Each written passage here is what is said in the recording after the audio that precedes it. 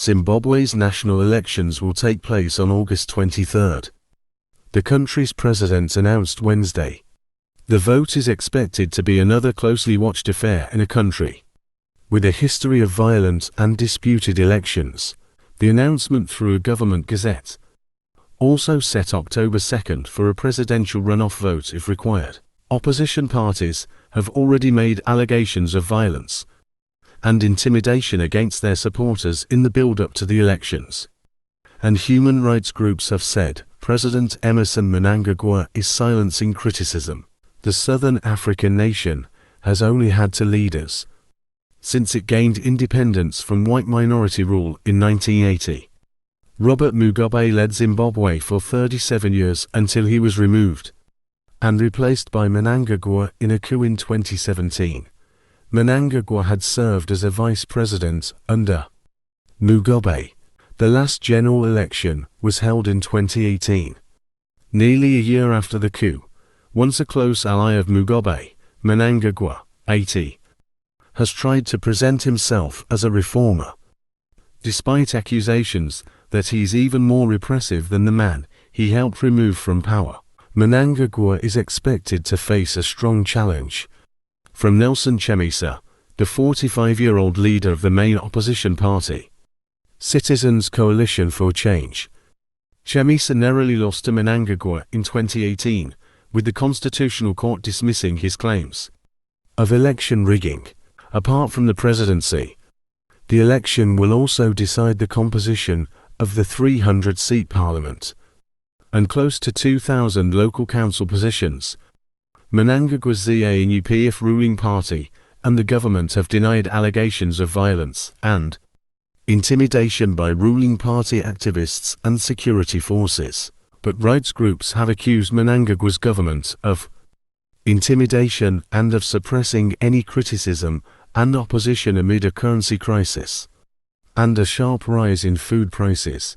Zimbabwe has faced severe economic problems for years and has been under US sanctions for 2 decades over human rights abuses.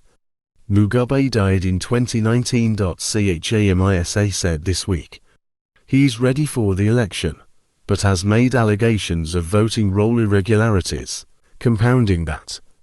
Chamisa said his party is at a disadvantage because Mnangagwa and ZANU-PF control state-run media and hold sway over the police, other security forces and the judiciary, which are used to clamp down on dissent.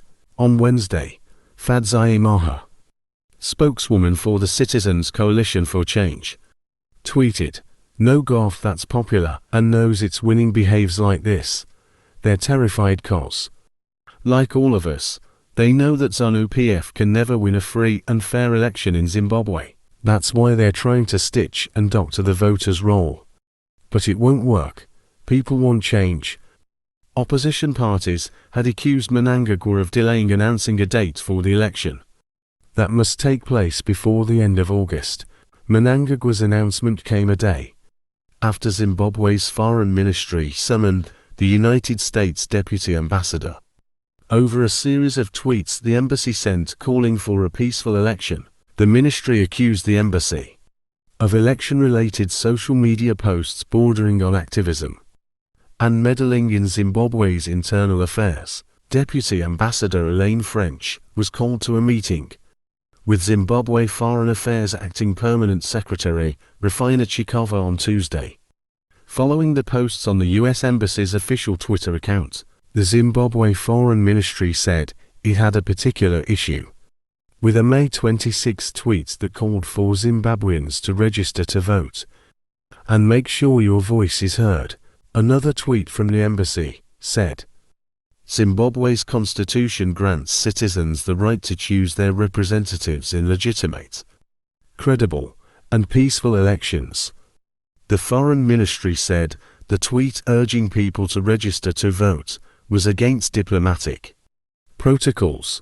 "We stand by our recent social media posts calling for peace during the election season," U.S. Embassy spokeswoman Meg Riggs said in a statement. "Elections are a part of a functioning democracy.